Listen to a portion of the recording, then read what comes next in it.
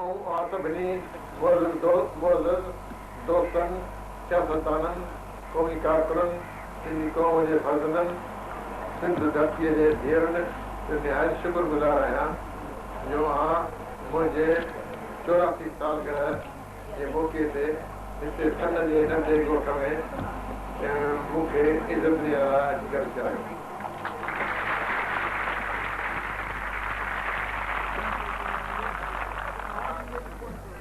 उन दफ़े खां वठी इतिहाद अमन सलामती ऐं आज़ादीअ लाइ पूरो क़ीमत रहिया अथसि। 1955 साले लोकल बोर्ड कराची जे विकल थियण जे वक़्त खां वठी इन संदर्भ में गश्त रहियो आहियां।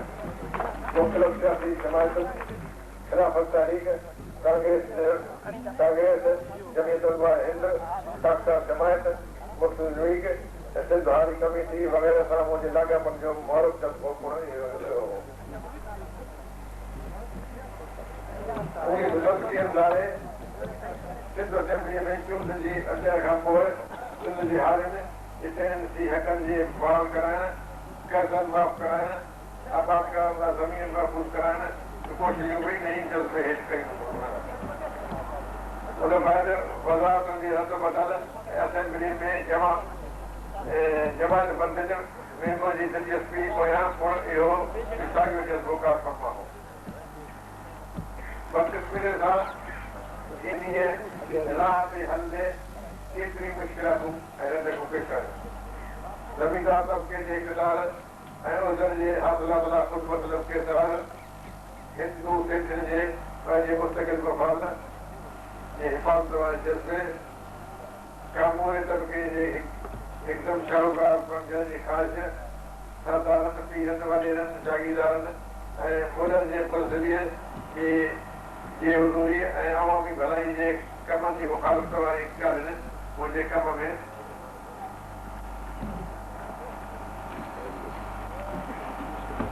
लहंदगू मिली ऐं उन खां सवाइ तजुर्बे जी घटिताईअ तबियत जे जज़्बाती पढ़े शातिर माण्हुनि जे फ़र्ज़नि मूंखे पंहिंजे मक़सद में कामयाबु थियणु न ॾिनो। मूं ऐं मुंहिंजा रफ़ीक़न इन सभिनी ख़राबनि जो मुखी कारण सिंध जे बम्बई सां गॾु गॾिजण खे सम्झी सिंध खे बम्बई खां आज़ादु करण जी कोशिशि कई। सिंध बम्बई खां आज़ादु थी पर जुदा चूंडनि जे तरीक़ेकार गवर्नर जे ख़ुसूसी इख्तियारनि सूबे में पैसनि जी घटिताई ऐं सिंध जे मथे तबिके जे मुस्तक़िल मफ़ाद रखंदड़ गुरूअनि जी पाण में चिटाभेट ऐं ॿियनि ॻाल्हियुनि असांखे नई आलिम जा जमायतनि जे ध्वज में चयो। होॾां वरी अंग्रेज़नि हिंदुस्तान जे कुझु सूबनि में हिंदुनि जी घराईअ ऐं कंहिं में मुस्लमान जी घराईअ खे मदनज़र रखंदे हिंदु ऐं मुस्लमान में इख़्तिलाफ़ पैदा करे संदनि इख़्तिलाफ़ जो फ़ाइदो वठी मुल्क में पंहिंजी हुकुमरानी जो सिलसिलो बरक़रार रखियो। अंग्रेज़नि में ॿ गिरोह हुआ, हिकिड़ा साम्राजी ज़हननि जा मालिक ऐं ॿिया इंसान दोस्तीअ में यकीन रखंदा हुआ। ॿियो फेडरल सोसाइटी वारा। हिकिड़नि जो ख़्यालु हो त कुदरत तारीख़ थियनि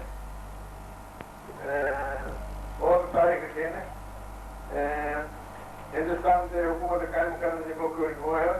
इन करे उन मौक़े मां फ़ाइदो वठी पंहिंजे इल्म फन ज़रिए हिंदुस्तान खे सुधारण, हिंदुस्तानी अवाम जो ज़हनी मयार मक़ाम करणु लाइ जदोजहद करणु खपे। ॿिया इन ख़्यालनि जा हुआ त अंग्रेज़ चूंडियल क़ौम हुआ, उन करे हिन मुल्क में रही हुकूमत करणु संदसि हक़ हो। हिंदुस्तानी सियासत में शुरू खां वठी अॼु वठी ॿ रुझान या लारा रहिया आहिनि। हिकु रुझान जा हामी हिंदुस्तान खे मोहबत जे बुनियाद ते मुतहद करे अमन ऐं सलामती जे ज़रिए तरक़ीअ जे राह ते वठी वञण जा ख़्वाहिशमंद हुआ। ॿिया तबक़ाती नस्ली मज़हबी ख़ुदमतलीमी जे बुनियाद ते मख़सूस इरादनि ते क़ाबिल थी हिंदुस्तान खे मुख़्तलिफ़ टुकड़नि में विराइण जा कारण बणिया थी।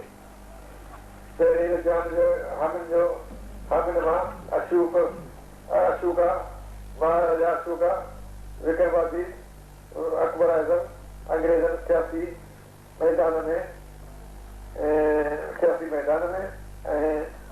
कृष्ण महाराज, महात्मा बुद्ध, महावीर जैन, गुरु नानक, बुला शाह, सचल सरवत, शाह बाहू, रहमान बाबा, मस्तौर अली, अमीर बुजुर्गन, फिक्री जैनी इक़्तिदार बाबत की बुनियाद से हिंदुस्तान की मुद्रा तरक्की अमल कायम करना जबरदस्त है।